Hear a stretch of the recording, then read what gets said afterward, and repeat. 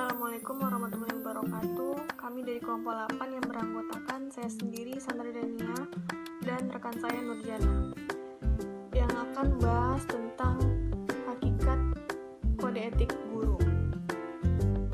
Yang pertama, pengertian etika.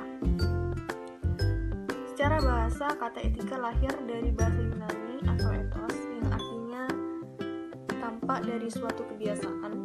Dalam hal ini yang menjadi perspektif objektifnya adalah perbuatan, sikap, atau tindakan manusia. Pengertian etika secara khusus adalah tentang sikap dan kesusilaan suatu individu dalam lingkungan pergaulannya yang kental akan aturan dan prinsip terkait tingkah laku yang dianggap benar.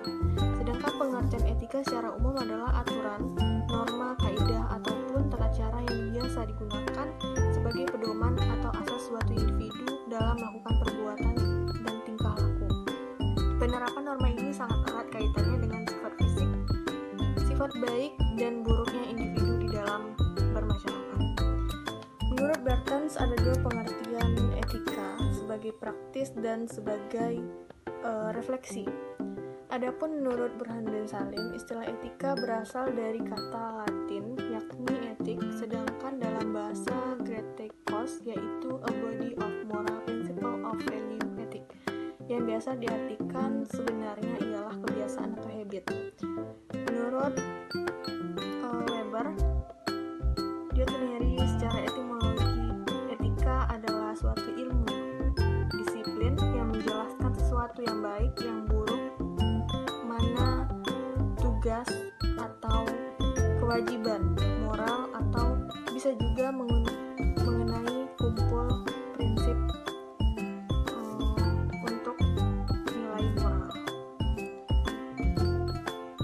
Selanjutnya, kode etik guru.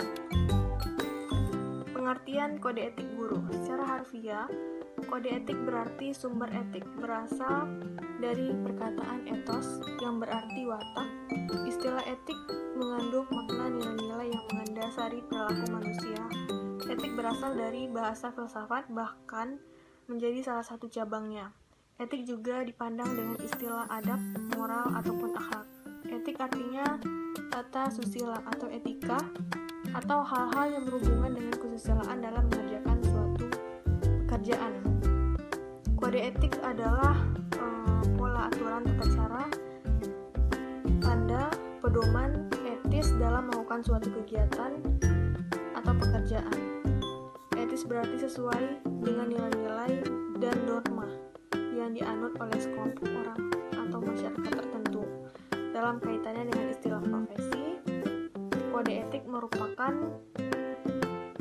tata cara atau aturan sebagai standar kegiatan anggota suatu profesi. Dengan kata lain, kode etik merupakan aturan atau tata cara etis sebagai pedoman dalam berperilaku. Secara etimologi, kode etik berasal dari dua kata, kode dan etik. Kode berasal dari bahasa Perancis, kode yang artinya norma atau aturan, sedangkan etik berasal dari kata etiquette yang artinya tata cara atau tingkah laku.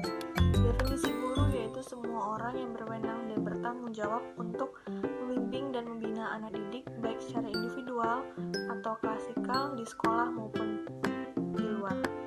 Kode etik guru dapat diartikan aturan tata susila keguruan, maksudnya aturan-aturan tentang keguruan atau yang menyangkut pekerjaan-pekerjaan guru dilihat dari segi susila.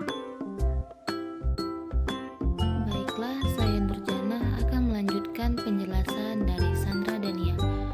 Nama materi selanjutnya yaitu rumusan kode etik guru Indonesia.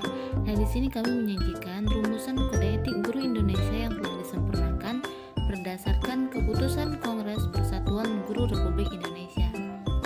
Nah, di mana pasal 1 kewajiban umum, pasal 2 kewajiban guru terhadap peserta didik, pasal 3 kewajiban guru terhadap orang tua atau wali peserta didik, pasal 4 kewajiban guru terhadap masyarakat, pasal 5 kewajiban guru terhadap teman sejawat, pasal 6 kewajiban guru terhadap profesi, pasal 7 kewajiban guru terhadap organisasi profesi, pasal 8 kewajiban guru terhadap pemerintah. Nah, selanjutnya penjabaran kode etik guru Indonesia. Nah, penerapan kode etik guru dalam tugasnya menurut Muhammad Rahman yang dikutip oleh Herwina mengatakan bahwa secara keseluruhan masalah dari segala aspek yang dijalani ketika melaksanakan tugas seringkali diangkat dari lingkup proses pembelajaran sebagai tugas utama guru. Nah, di mana penerapan kode etik guru dalam tugasnya yang pertama, multi peran dan tugas guru dalam proses pembelajaran. Yang kedua, penerapan kode etik dalam melaksanakan tugasnya. Yang ketiga, penerapan kode etik guru dalam masyarakat. Dan kemudian penerapan kode etik guru Indonesia.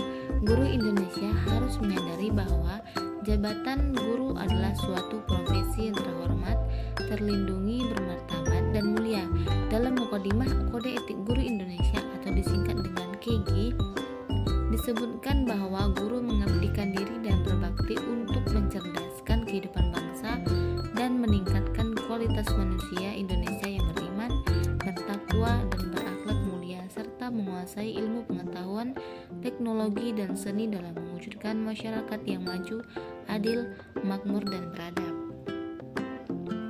Nah, selanjutnya pandangan Islam terhadap kode etik guru. Dalam melaksanakan tugasnya, pendidik perlu memahami dan mengikuti norma-norma yang mengatur hubungan kemanusiaan antara pendidik dan peserta didik, orang tua dan peserta didik. Nah, itulah yang disebutkan kode etik pendidik. Itulah jabatan yang melayani seorang lain selalu memerlukan kode etik. Demikian pula jabatan pendidik.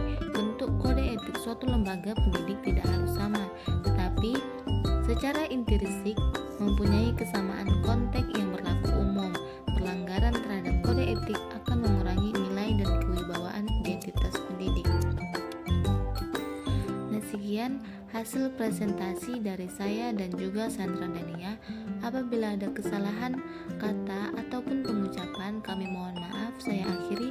Wassalamualaikum warahmatullahi wabarakatuh.